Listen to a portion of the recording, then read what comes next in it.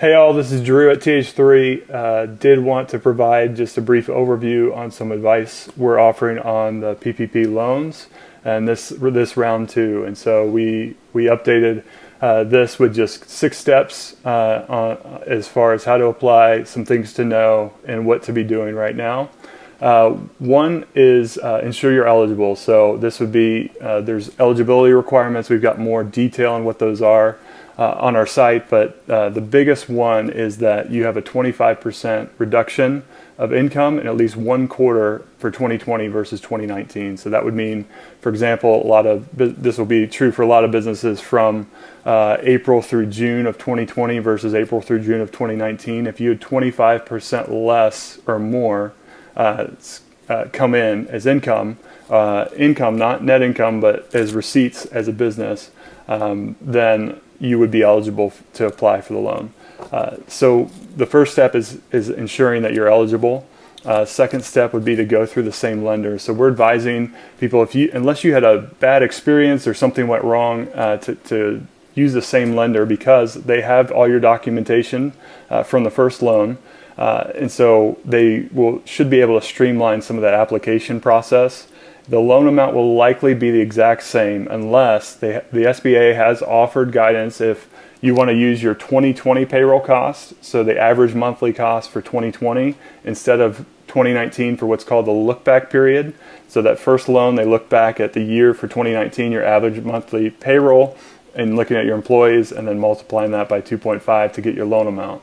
So that would be the exact same calculation for the second round, unless you think you have more payroll costs in 2020 than you did in 2019. Most businesses won't have that, because if they had such a drop in revenue, they were probably impacted, as far as personnel. But if you think that could be the case or close, let us know. We're happy to look at it for you. If not, then just use 2019 amount, and so that your PPP loan amount for this round 2 would be the exact same as the last PPP loan amount. Step 3 would be to check with your lender.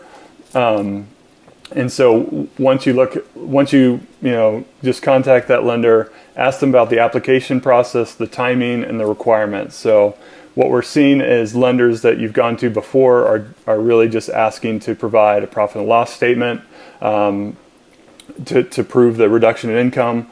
And so we've got that, but a lot of them, if you're using 2019 as a look back period, they have all the documents from the previous application, and so they already have those. So you wouldn't need to provide for most lenders from what we're hearing. Step 4, gather documents. And so this would be that running a profit and loss statement in QuickBooks. We can do this for you, or we have another video on how to run that really quick in QuickBooks. But this would just prove that there was this 25% or more reduction for any quarter, single quarter in 2020 versus that same single quarter in 2019. Before gathering additional things that are needed, again, I check with your lender and just hear back from them on what's required, as you don't want to be going and grabbing all these tax forms and other things when they may not be needed. Step 5 would be just to go in and apply for the PPP loan this round 2. And then the final step would be when you get those funds, similar to some of the adjustments they made for the first round, you've from 8 to 24 weeks of the covered period, so up to 6 months to use that.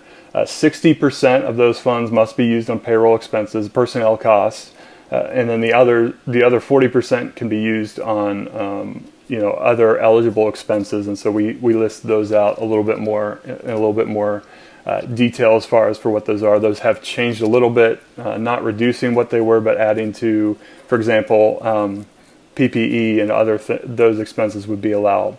For most every business, they would use this all on payroll, or could use it all on payroll, and so that should be good. Also, loan forgiveness of these is going to be similar of loans up to $150,000 or less, where you would submit that you had used these funds correctly, and should be good to go. So let us know with questions, but that gives you a brief overview of what we're kind of advising to be thinking about and looking into right now to prepare you if you plan on applying for this second round. All right, thanks.